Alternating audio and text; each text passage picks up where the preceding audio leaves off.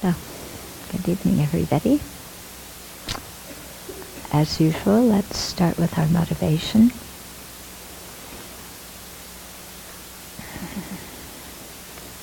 So coming back and recalling the kindness of sentient beings, our dependence on them to stay alive, and how they've come through for us, keeping us alive, teaching us, enabling us to have everything we have. Then let's really want to repay their kindness and see that the best way to do that is to clear our mind of all obstacles, develop all of our good qualities limitlessly, so that we can gain a Buddha's form body and have manifestations in the Pure Land that will teach bodhisattvas, and manifestations in many different realms to teach ordinary beings. And so with that kind of far-reaching, long-term motivation, then let's learn the teachings now so we can put them into practice and attain full awakening.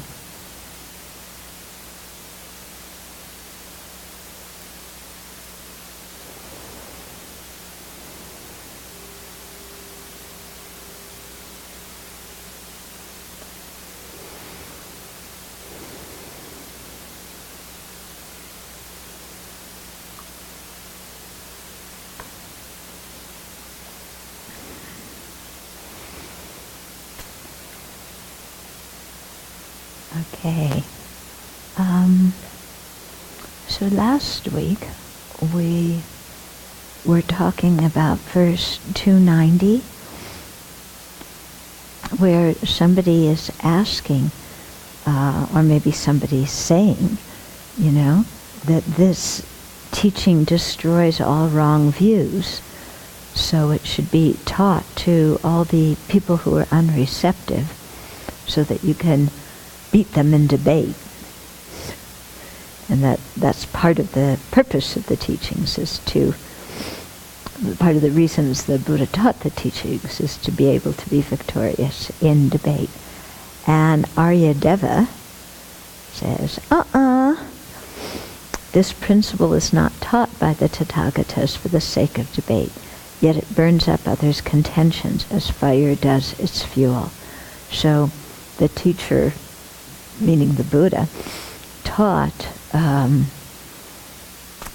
the teachings on emptiness, not for the sake of winning debate, because what's the use of that, but to lead sentient beings to full awakening by giving them the right view. But a byproduct of doing that was it cleared up all the wrong conceptions that people may have. Okay? But winning in debate wasn't the purpose. Okay, so just as fire consumes its fuel without the intention to burn, these teachings on emptiness dispel all wrong views, even though that wasn't the main purpose of the Buddha's teaching. Main purpose was for sentient beings to gain full awakening. Okay. So Nagarjuna's praise to the perfection of wisdom says, like the dew on the tip of the grass, when it meets with the rays of the sun, opponents' arguments and errors evaporate when they meet you. Okay? So just like, the dew in the morning when the sun comes out, it dries up. So too, all these different people with different erroneous views, when they encounter the Buddha's teachings, the reasons behind their erroneous views just evaporate. They can't hold up to what the Buddha is saying. So we have to realize that this Aryadeva wrote this text in ancient India at a time when there were so many people from many different religions and spiritual paths and philosophical bents, and they debated each other all the time. So debating was going on, all the time. The idea being that through debating, one could really whittle away the wrong views and come to the right view. And so the Buddhists had to join in this. Yeah, and you have the great monastic institutions that, where you had people from all different types of Buddhism, and I think even maybe some non-Buddhists come, where they would debate different views and try and really get at the truth. Okay, so verse 291, whoever knows this teaching will not relish others. Thus, to me, this teaching seems like the door to destruction. Okay, so this verse is talking about why the Buddha's teaching on emptiness is able to burn up wrong conceptions. So Joe Blow, our old friend Joe Blow, comes along and says, how does this teaching burn up others' contentions when someone with interest in it understands it? Yeah, so when somebody's interested in this, how does this teaching, dispel the views of other people who don't have the correct view? And Aryadeva says, whoever hears, thinks, and meditates, or studies, reflects, and meditates on emptiness won't relish the views of true existence. To Aryadeva, this teaching is a door to destruction of wrong views. Okay, we expected, when it says, to me, this teaching seems like the door to, I would expect liberation, destruction. No, but it's destruction of the wrong views. Okay. And so, similarly, the Buddha's words that teach emptiness destroy the wrong views. Okay. Mm-hmm. Oh, okay.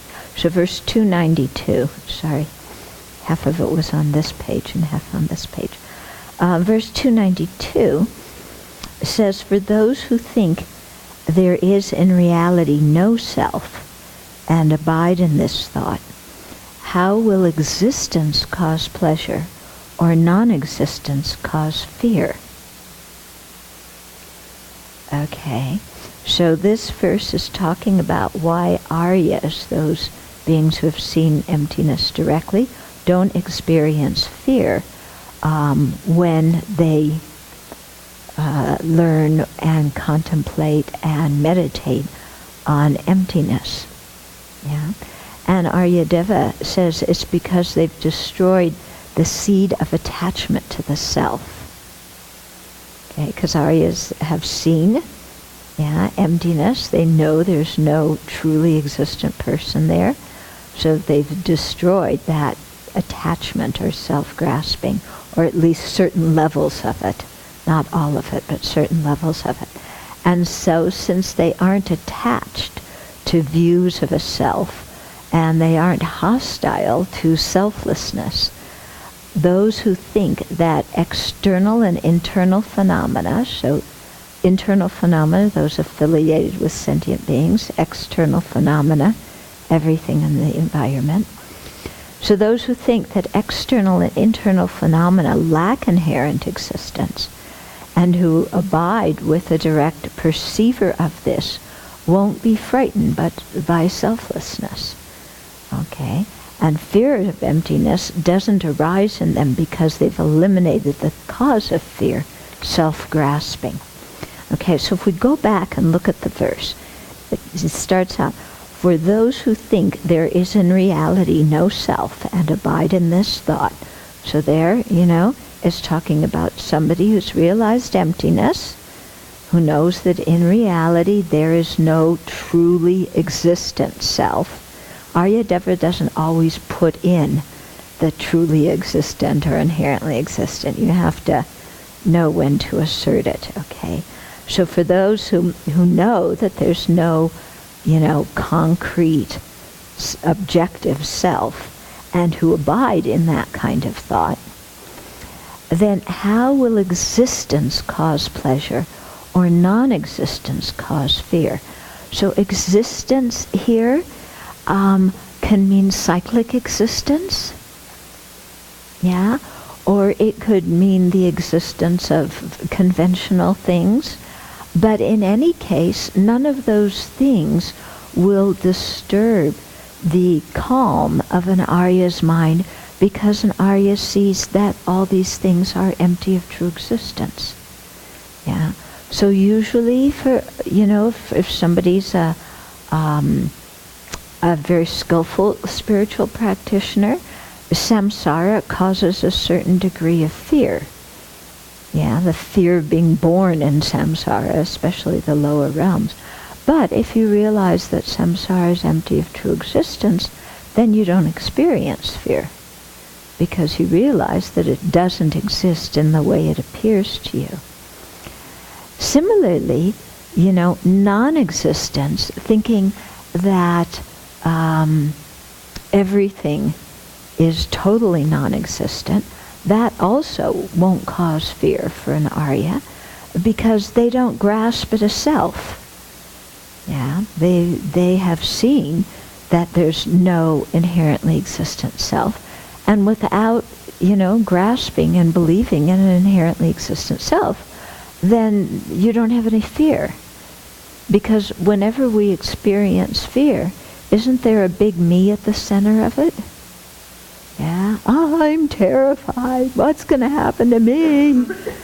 But when you realize that the self, the I, the me, the person, doesn't exist as some independent entity, then we see that, we don't have to protect it. Yeah, we don't have to fear it,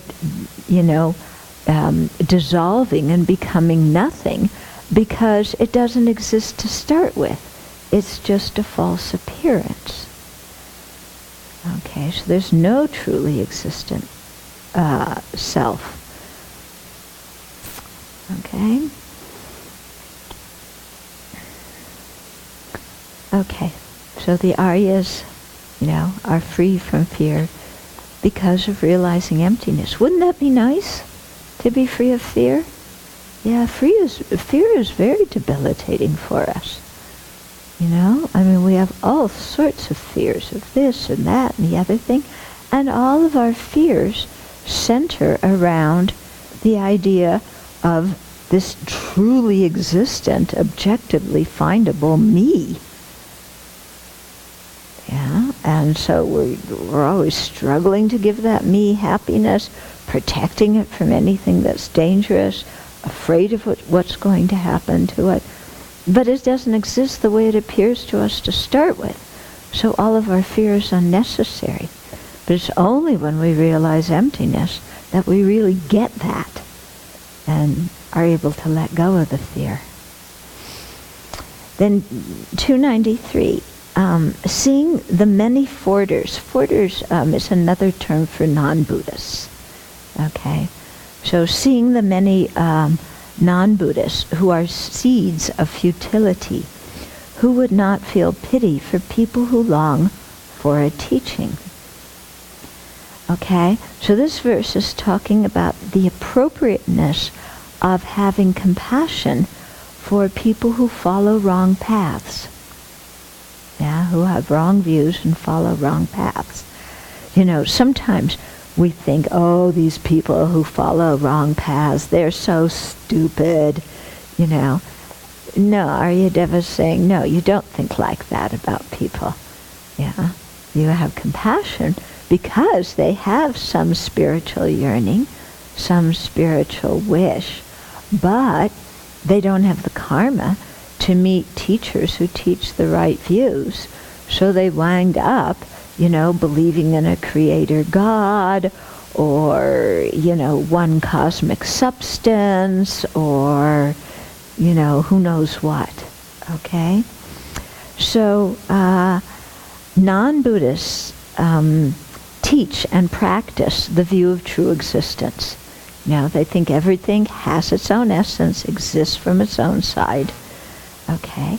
So they teach and practice the views of true existence, and that kills their opportunity to gain liberation. Yeah, because they're fortifying in themselves the wrong view, instead of realizing that true existence doesn't exist at all. So they long for a teaching that will liberate them from samsara, and yet they adhere to views that do the opposite.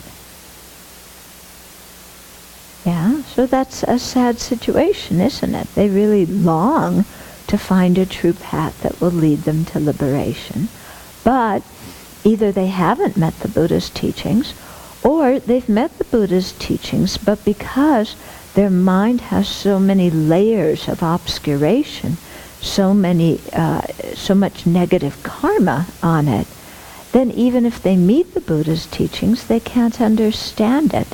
And they walk away saying, oh, that's total nonsense. Okay. Now we might think, well, how could anybody think like that? Yeah. Well, hang around a bit more, and you'll see. Yeah.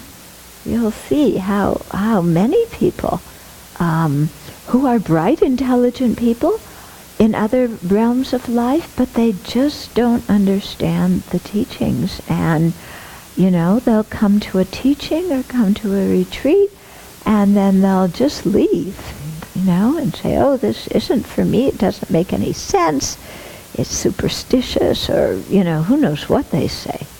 Yeah? Okay, and I've seen this happen, many times. Even with some of my teachers. One of my teachers, coughs and clears his throat a lot. Some people just leave the teaching and say, send him to somebody so he gets voice lessons so people can understand him. They aren't willing to hang around and, try and understand. Okay. So these people are really objects of compassion, and therefore we have to show sentient beings the path of emptiness, so that they won't be ravaged by the non-Buddhist wrong views.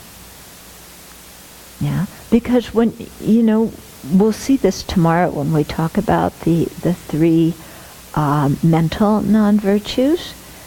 So even though they're mental, they're not getting acted out physically or verbally, something like wrong views is actually more detrimental, in some respects than, let's say, killing or stealing or some of these other ones.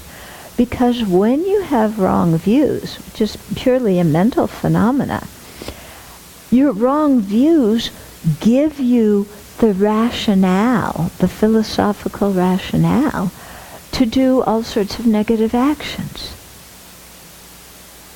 Okay? One example is people, we see this now, certain terrorist groups who think that killing the enemy will land them a rebirth in heaven. Yeah? I mean, this was the whole idea during the Crusades too, wasn't it? Go and fight the infidels, and then you'll be a martyr and you'll be born in heaven. So this is a really dangerous wrong view, isn't it? Yeah, because it can lead you to kill so many people for, and the reason is for something that's totally false. And they're going to wind up in the hell realm, not the heavenly realms. Okay, so when we see people, following wrong views, it's something to have compassion for. Okay, of course, depending on the person, some people, they want to learn what we believe in. They like to talk about different views and philosophy and things like that. And that's quite good, to sit and introduce new views and talk about it. And, their mind's open and they think about new things that they haven't thought about before. Yeah, and that's very, very useful. Other people, their minds are totally closed. Yeah. Often like the people who come to your door and want to tell you the good news. Yeah. Their minds usually are not very open to hear any other views. So with those people, not much use to try and discuss, because there isn't really a willingness for it.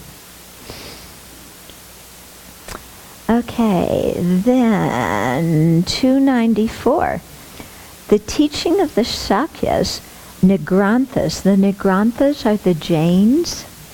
Okay, so the teaching of the Sakyas, Nigranthas, and Brahmins are perceived by the mind, the eye, and the ear. Thus the subduer's teaching is subtle.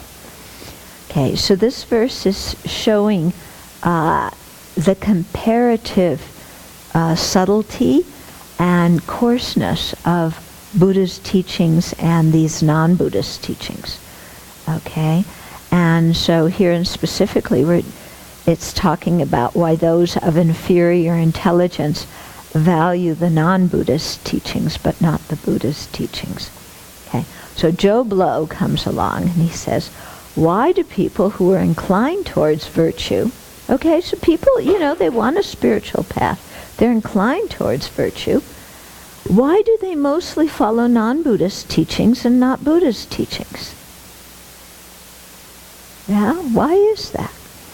So Aryadeva says, because Buddha's teachings are subtle and more difficult to understand. Okay, and so here he talks, like in the verse, the teachings of the Sakyas, the Jains, or Nigranthas, and the Brahmins. So the teachings of the Sakyas, that's referring to Shakyamuni Buddha, those are perceived by the mind, by the mental consciousness. The teaching of the Jains, he's saying, is perceived by the eye, by looking at things, and I'll explain that in a minute. And the teaching of the Brahmins, the higher caste Brahmins who recite the Vedas, their teaching is known by the ear. So the eye and the ear are much grosser compared to the mind, aren't they? Okay? So Buddha's teaching is more subtle and harder to follow. Okay? The understanding of the view of non-inherent existence, which is like the sun, illuminates one's mind stream, clears away the thickets of wrong views. Well, that's good. Okay? Seeing all products, all, conditioned phenomena as like dreams, makes the mind stainless. Okay? This must be understood through meditative equipoise on emptiness. So it's very subtle, because developing meditative on equipoise on emptiness is not, a snap of the fingers. Okay, we have to have insight into the nature of phenomena, and we have to have serenity or shamatha to have very deep concentration. Okay, so you can see, meditative on equipoise on emptiness, this is not, it's not a snap of the fingers. Okay, on the other hand, the practice of the Nigranthas, or the Jains, they practice all sorts of ascetic practices. So their practice involves a lack of hygiene. It involves physical pain caused by staying out in the sun, staying out in the wind. So their practice can be understood by merely seeing them. Okay, that's what it meant. The Buddhist teachings are known by the mind that's unified serenity and insight. The Jains' teaching, you look at it with your eye. There they are doing ascetic practices, standing in the rain, standing in the sun, experience pain, not bathing, all this kind of thing. Yeah, so you can see it. And then the Brahmins, so the Brahmins were the upper castes in ancient India, and they were the ones who recited the holy books of the Vedas. And so they would take recitation as the essence of their practice. And their whole thing was, when you do a ritual, you have to do the ritual perfectly for it to be valuable. In other words, the value of the ritual was not the mental transformation, but it was the perfection of just doing all the steps of the ritual exactly as they should be done. Okay? So especially in reciting the Vedas, they had to be recited exactly perfectly. Yeah, you have to have the right pronunciation. You couldn't skip words. You couldn't skip a line. You know, everything had to be recited totally perfect in a certain kind of voice. So that's why it said that the Brahmins, you know, practice can be known by hearing, because you listen to what they recite. Okay? So, you know, knowing their practice by hearing them recite, or knowing, you know, the Jains practice by seeing them do ascetic practices, that's much easier than developing shamatha and vipassana, serenity and insight on emptiness. Okay? Which means the Buddhist teachings you have to know with your mind. They're harder to know. Yeah? And so you see, even nowadays, you know, many people want a spiritual path that is very easy. They don't want to exert a lot of effort. Yeah? They don't want to have to really look at their mind. Just give me, you know, a short mantra to recite, and that's good enough for me. Okay? Or just, you know, have me make offerings on the altar. That's good enough. Yeah? Or teach me how to, you know, make some kind of sacred object. That's good enough. Okay? And so you see that. I mean, those beings, if they do that in a Buddhist sense, at least they create some good karma, because they're getting good, you know, they're having exposure to the Buddha, to sacred objects and so on. They have some faith, but they aren't really learning the teachings. Yeah. But they are creating good karma by, you know, doing different rituals and reciting mantras and building holy objects and so on. Yeah. But the real thing we need to do if we want to gain realizations is we need to learn, reflect, and meditate. And in that way really change our mind. So that's a lot harder, isn't it? Yeah?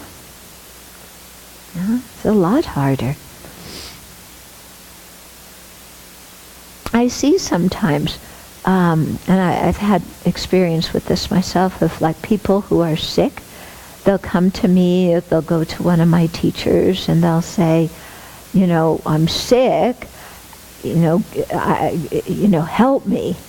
And so they want, you know, the other person to do some kind of ritual, thinking that the ritual will help them. Okay? So so you do some ritual.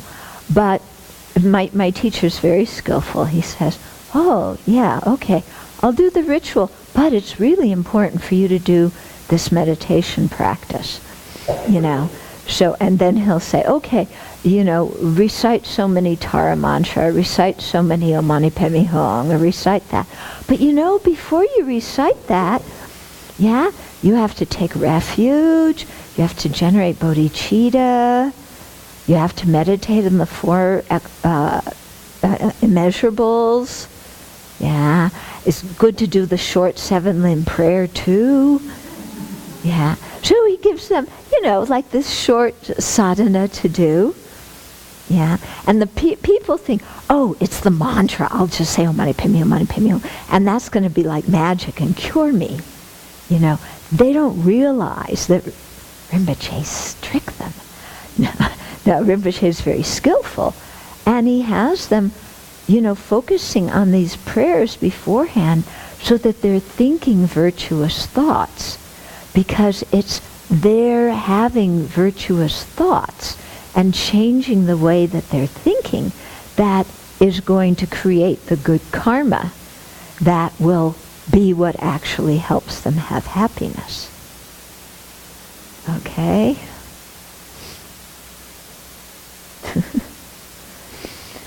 Okay. So that was 294. Then 295. Brahman practices are said mainly to be an outward show. The practices of the Nigranthas, or Jains, are said to be mainly stultifying. Okay? So this verse is about, if you're seeking liberation, don't try practicing these other systems. Okay, so Joe Blow says, if ordinary people engage in non-Buddhist practices because they can be perceived by the senses, you can hear them, you can see them, is it all right for us Buddhists to do that too and do those practices of the non-Buddhists? So Aryadeva says, no.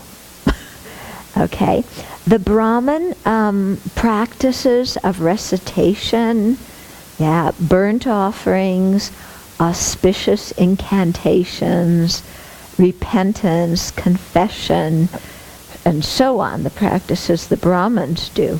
Because the Brahmins, they don't eat certain food, and they won't touch certain people, they won't do certain actions, because they have this whole thing about purity. Okay? So, Aryadeva says, actually, their practice is mostly an outward show to gain offerings and respect. Yeah?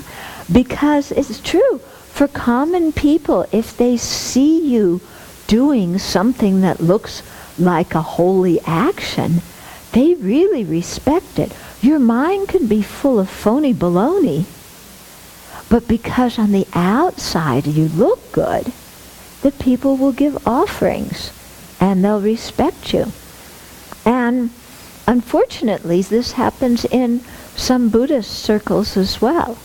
I've seen in some places in Southeast Asia, and it depends on the country. Some countries have kind of more natural faith than others, and some people do too. But if the Tibetan lamas go to some places where people just have this idea of Buddhism, these Tibetans, 'cause like I was telling you the other day, there's a lot of stuff. You have brocade and short horns and long horns and bells and whistles and, drums and dorjes and all the hats and the different sized thrones, and you have one puja after another puja, and the pujas, some are very melodious and the chanting is beautiful. Other pujas you do very quickly because you can do more pujas that way, and the more the better. And so many people, they just say, well, these lamas, they have some special power, and, I will request them to do these pujas, and they'll make huge amounts of offering. And the less they understand what's happening in the puja, the more they have faith that it's really a holy activity. It's incredible to watch this sometimes. It's like even the Lama tries to explain to them how they should think during the puja. They're not interested. They just want to sit there and hear the sound and, give me some holy water. Yeah, blessed water. Hit me on the head with a vase that has blessed water in it. Give me a long life pill. You can get killed at a long life initiation with a crowd of people in India. I've been there, and watched it. Yeah, because you'll have a long life initiation with thousands of people. People go bananas over these long life pills. You know, the monks are trying to pass them out, and people are grabbing and pushing and shoving and, you know, anything to get their long life pill. Even in Washington, D.C., you know, what was it, 3 years ago, when His Holiness did the Kala Chakra, on one day of the initiation, they were passing out just the kusu grass and these red strings, and they didn't have it well organized, you know, to pass it out in the rows where people were sitting. So people were getting it outside in the hallways. People were going crazy. Totally crazy. Pushing, shoving, yelling, screaming, causing huge ruckus so that they could get 2 pieces of kusu grass and a red string. You know? You know, His Holiness just got done teaching love, compassion, respect for other sentient beings. You know, that's out the window. We want the red string and the kusu grass, because that's going to get us enlightened. Yeah? Okay, so people have this mentality. Maybe we do a little bit too. You think? No, we don't. I'm sure we don't. Yeah. But bring home a long life pill for me too.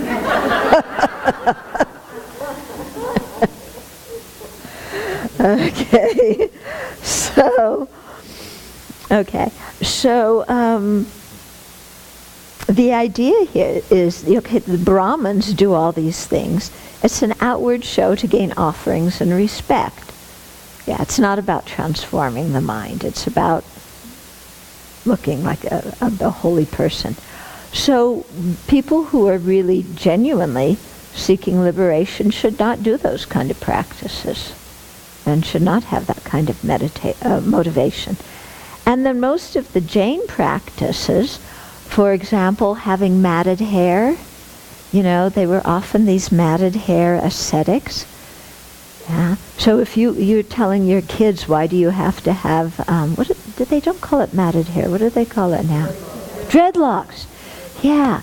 So if you're saying to your kids, you know, why do you have dreadlocks? I mean, dreadlocks is not the newest thing. It's old. Jains had dreadlocks, you know. This was at the Buddha's time. Okay? So they have the matted hair.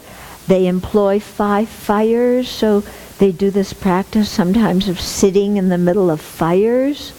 Yeah, or walking over fires. So these kind of practices are stultifying, you know. They're really limiting, binding, confining. Yeah, so if you really seek liberation, don't get involved in those kind of practices either. But you know, if you look at the spiritual supermarket in America nowadays, you know, you go to any major city and pick up the spiritual newsletter, you know, that's on the street. This is, I mean, it's all over the world now, all through Europe and Latin America as well. And, you know, there's all sorts of people doing all sorts of things, advertising, you know, healing and psychic powers and past life regression and knowing your past lives, knowing your future, you know, all for, you know, $99.99, special price for you. And people go.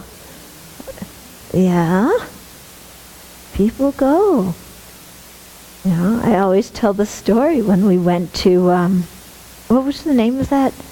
Some kind of New Age fair in Spokane. Yeah, they invite Buddhists to New Age fairs.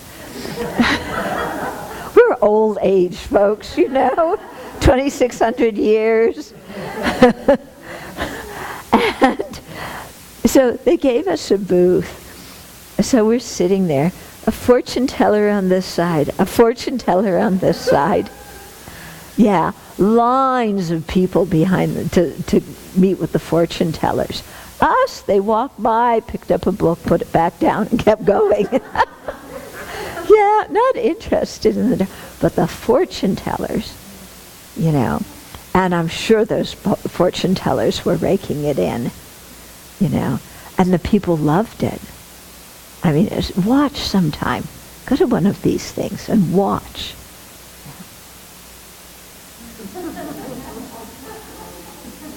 Just like this, listening to the fortune teller. Then there was another place where some guy, he had dorjes even, and he was putting them here and, putting dorjes different. You remember that place?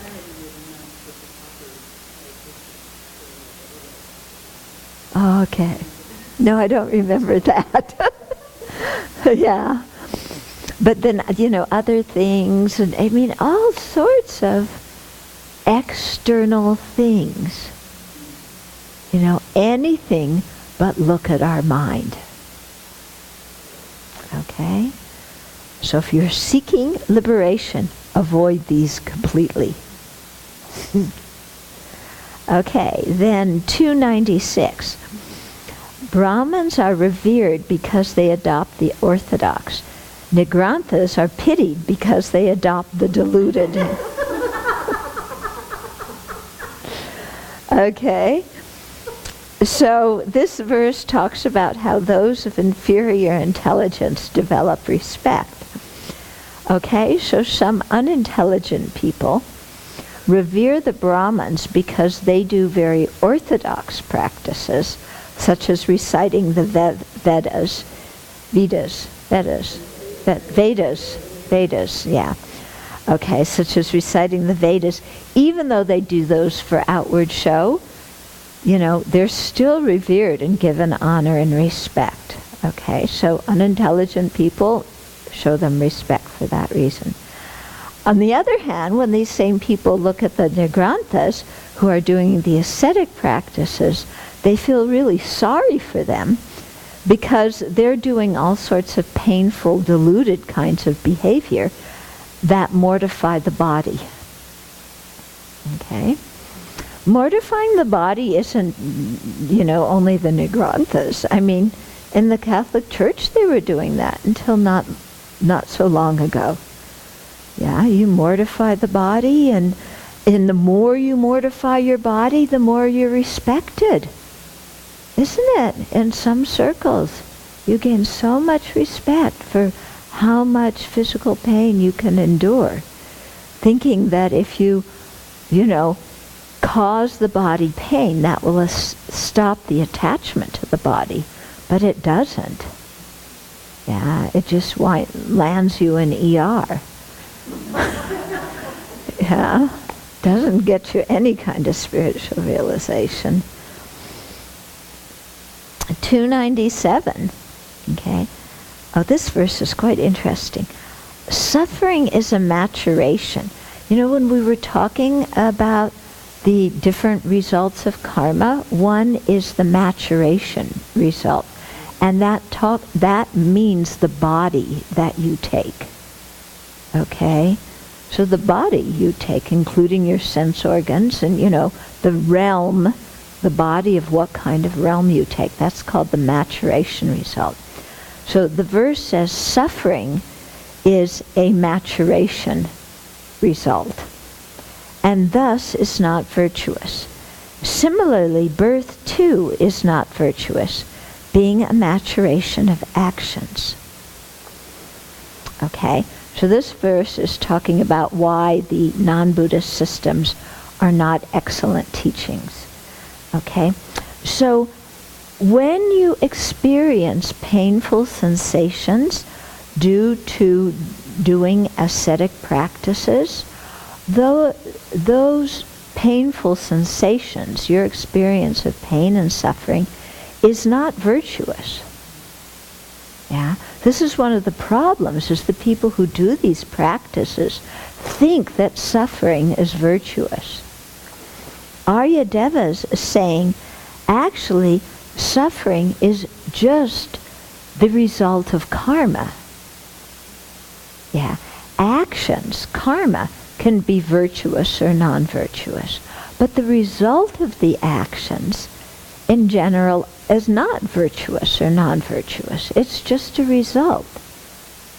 Okay? So suffering comes as the ripening result of non-virtuous actions. But that suffering itself is not anything virtuous. So people who think that by inflicting their pain on their body that they're creating virtue are very, very mistaken. They're not creating virtue. Yeah, pain is simply the result of the karma. It's not a virtuous cause for a pleasant result. Okay? So it's similar to like the suffering in the hell realms. Yeah? The suffering that beings experience in the hell realms, it's not virtuous and it's not non-virtuous. It's just suffering. Yeah? It's the result of non-virtuous actions, but the result itself is not virtuous or non-virtuous. So similar to the suffering beings experience in the hell realms, causing suffering to our body in the human realm is not virtuous. It's just the result of negative karma. Okay, so don't see it as a purification practice.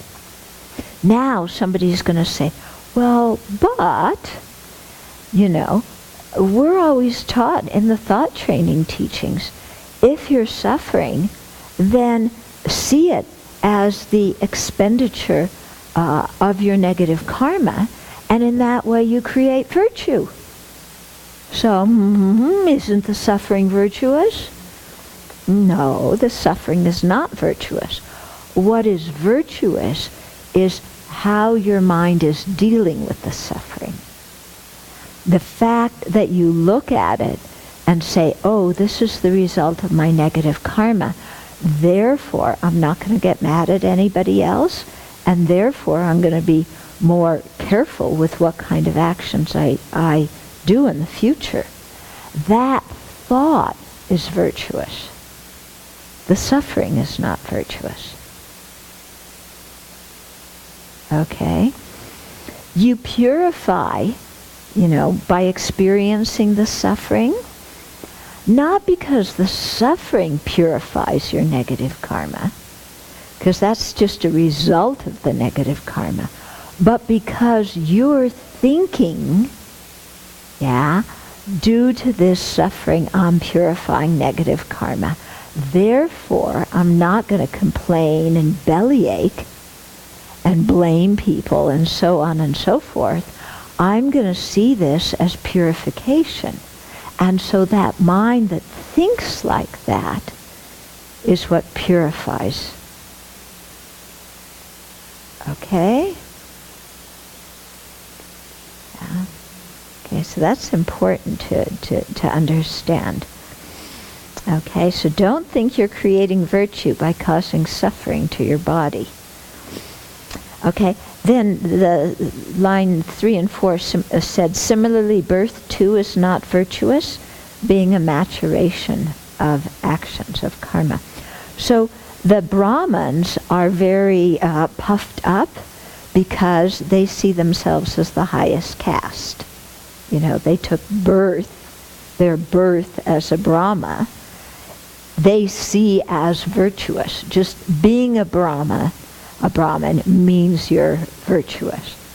Yeah. Aryadeva saying, sorry folks, being a Brahmin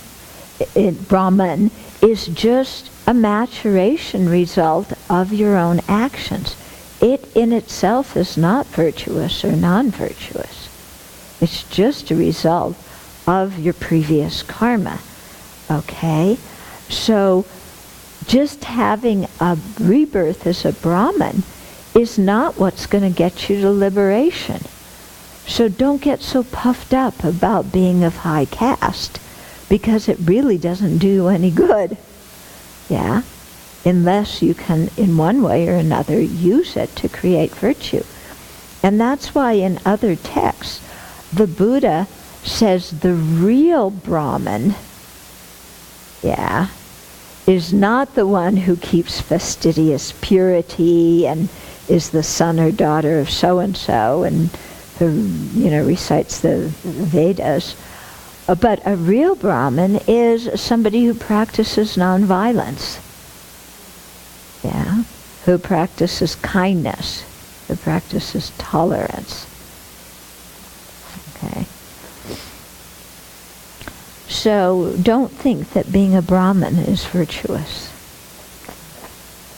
Yeah, he's really taking the air out of all these other guys, isn't he?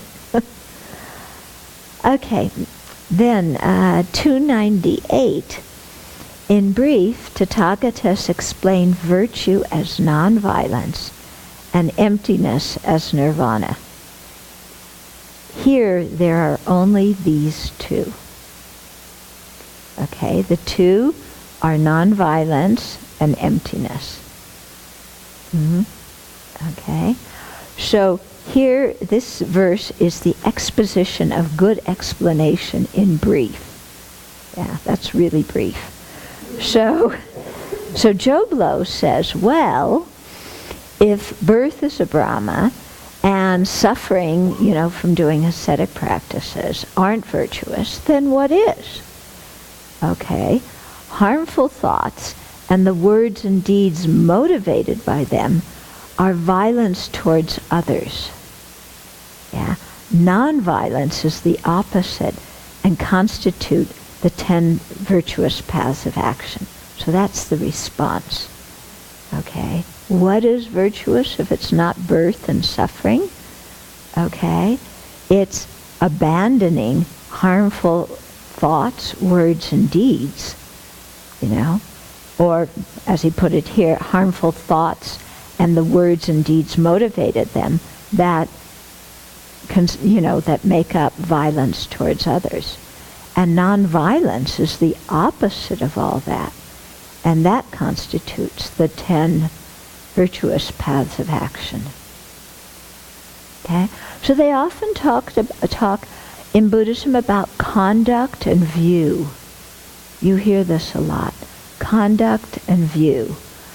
Yeah. So conduct is non-violence. View is the view of emptiness. That's what this verse is explaining. Okay.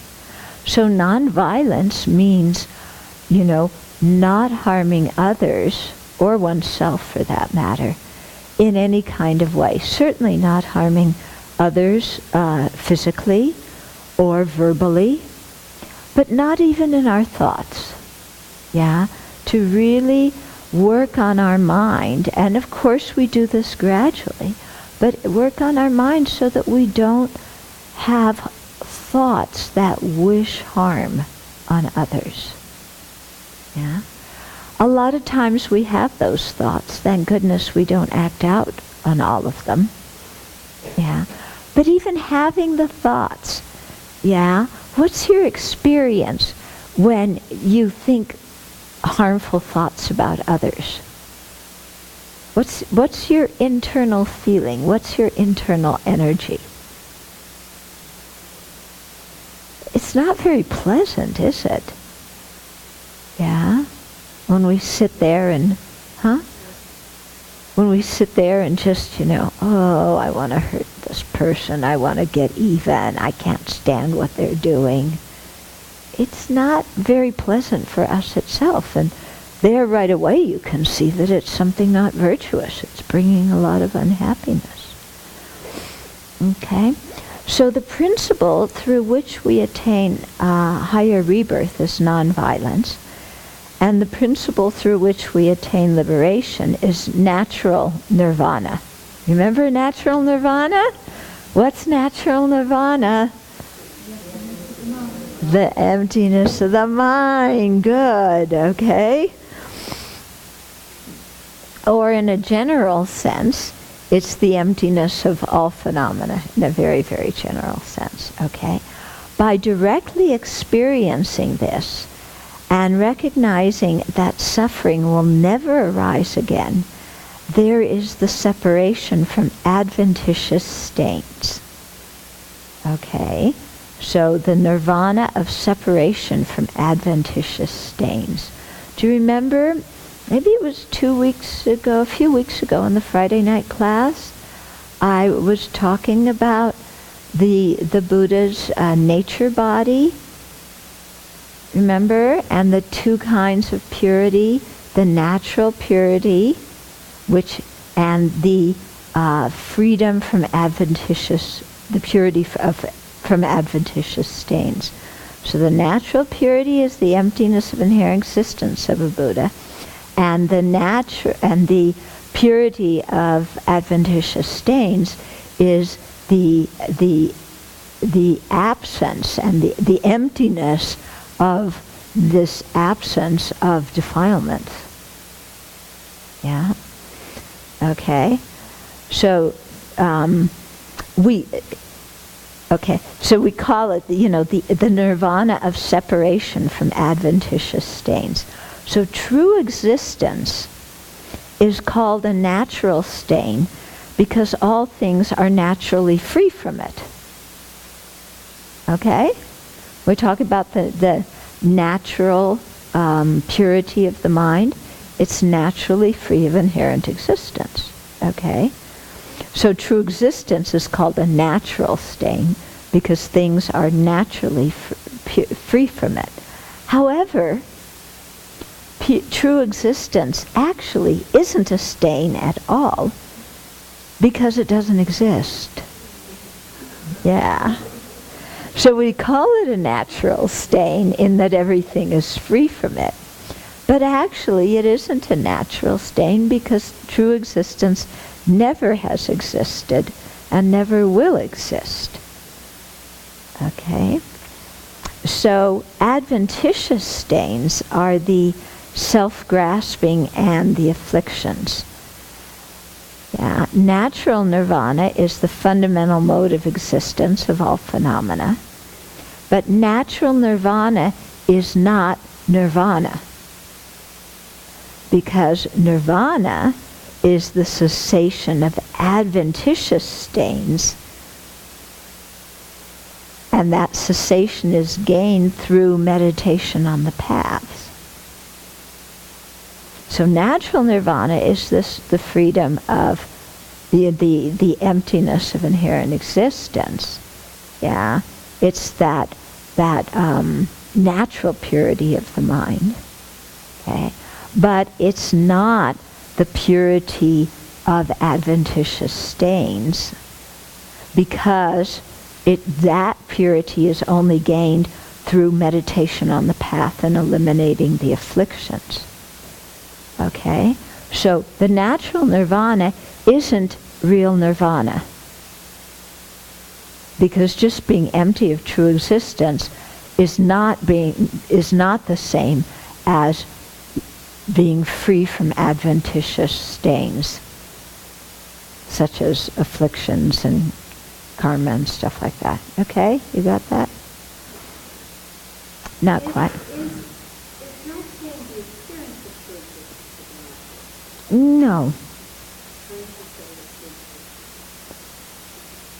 true existence. No. They call true existence a natural stain, but it isn't, because it doesn't exist. Yes. Yes. Yeah. But true existence never has existed, never will exist. Okay? The appearance of true existence does exist. Yeah. Okay? So in the Buddhist system, there's only these two important principles, nonviolence and emptiness. Okay? So conduct of nonviolence, view of the emptiness of true existence. And so Nagarjuna says in the 60 stanzas of reasoning, when reality is seen, nirvana is attained.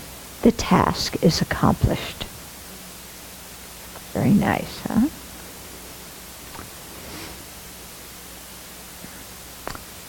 Okay, so, we attain nirvana by going through the path, yeah?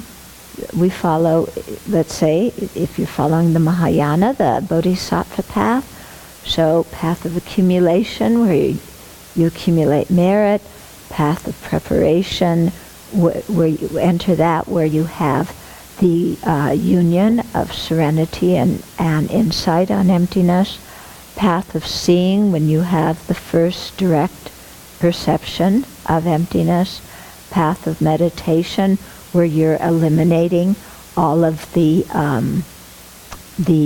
innate afflictions and also the cognitive obscurations, and then the path of no more learning, which is Buddhahood.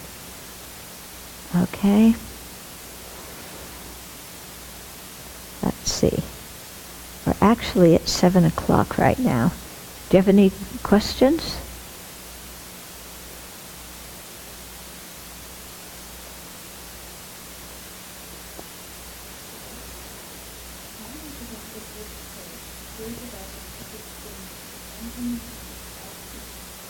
Okay.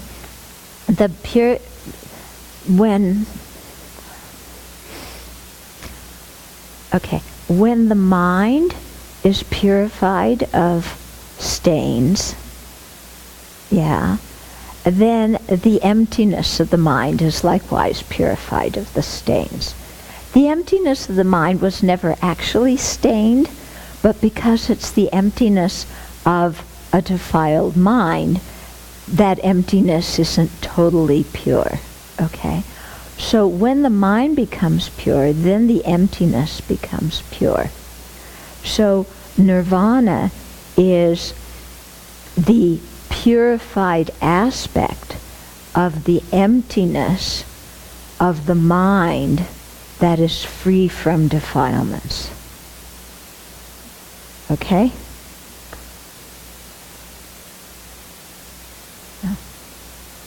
Anything else? Okay.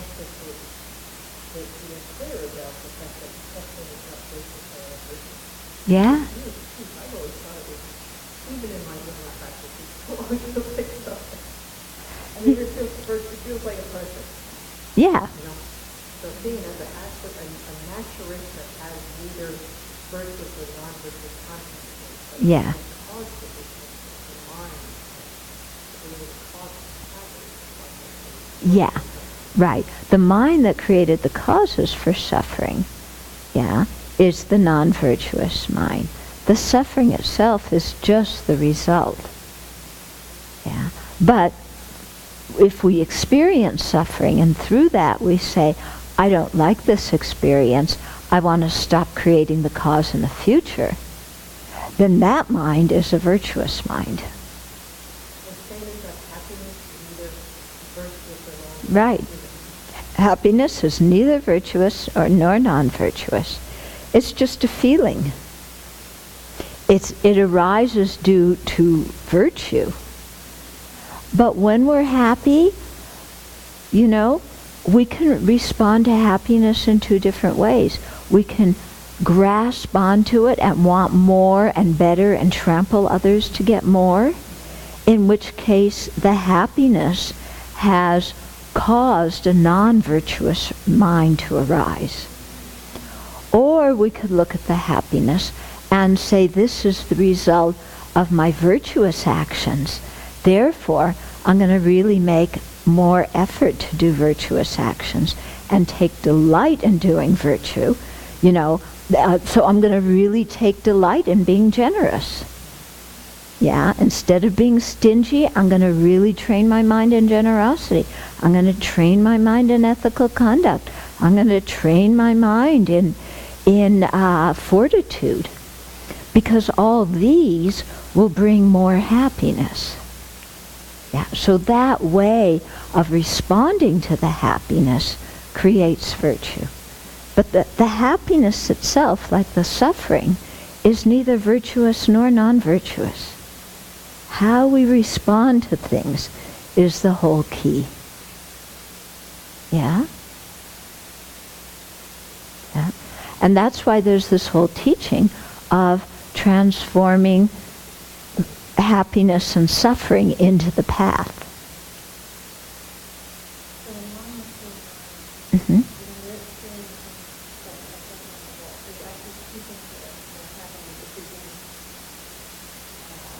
further karma. One was purifying future karma, but still the karma that is right there in the moment will then be done in this life. Mm-hmm. Okay, if you're experiencing suffering, yeah, that karma that's causing that present suffering is over and done with. It can't ripen anymore. Just experiencing that suffering does not mean you're purifying future karma. Okay? You have to think in a virtuous way to make that into a purification practice. So by transforming our mind in that moment, we're not only allowing that karma to just right there and be done, but we're then purifying. Yes, okay. So for example, you know, when your mind's unhappy, and say, oh, I'm so unhappy, you know, it's like, okay, this is the result of my negative karma. Yeah, that karma's ripening, it's finished, that's good, I'm glad. You know, I'm not pushing away this unhappiness with anger. And in addition, I'm thinking of all the other sentient beings who are unhappy, and may I take on their mental unhappiness and experience it for them. Since I'm being unhappy anyway, may I take on everybody else's mental unhappiness. Yeah, and then that becomes creating a lot of virtue. Yeah, I didn't get it. Like if my mind is consciously that I'm using, it's not that I'm purifying the future, but I'm creating virtue. You're creating virtue for the future. Yeah, yeah. Yeah. If you look at the suffering and say, I'm purifying, yeah, and then you think, okay, all this other negative karma that I experienced, may it just all ripen now and purify. And then your mind is accepting the suffering. You're not fighting it. Yeah. Then that becomes a way of purifying that karma. The karma means action. Okay? So if there's some karmic seeds that are going to ripen in the future, yeah, by your having a virtuous mind now, you are removing part of the conditions for that karma to ripen in the future.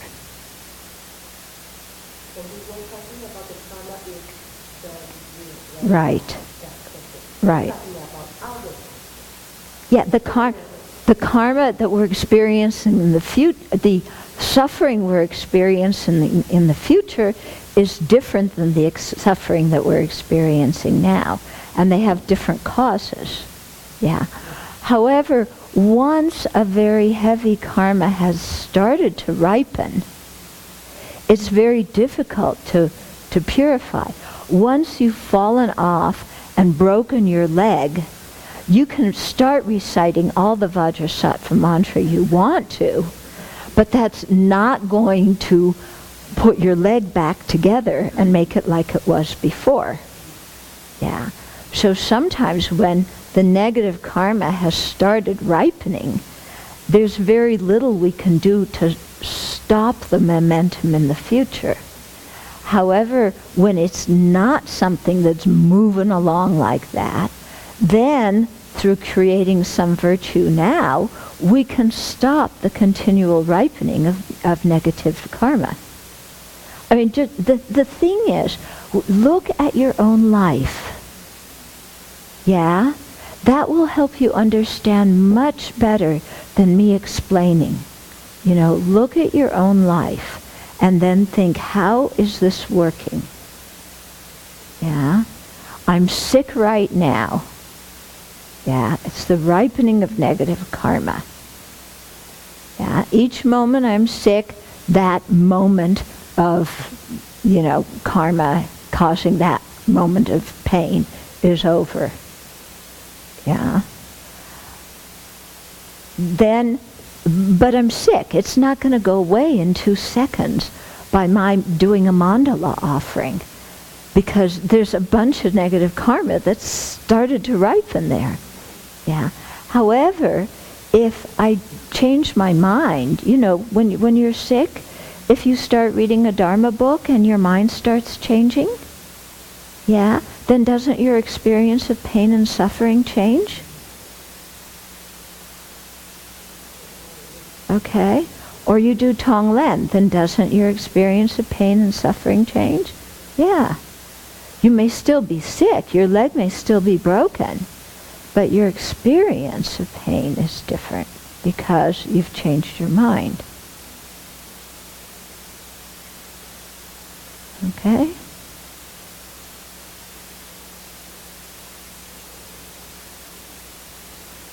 So look at your mind and how it works, and that will help you understand karma, your karma ripening much better. Okay?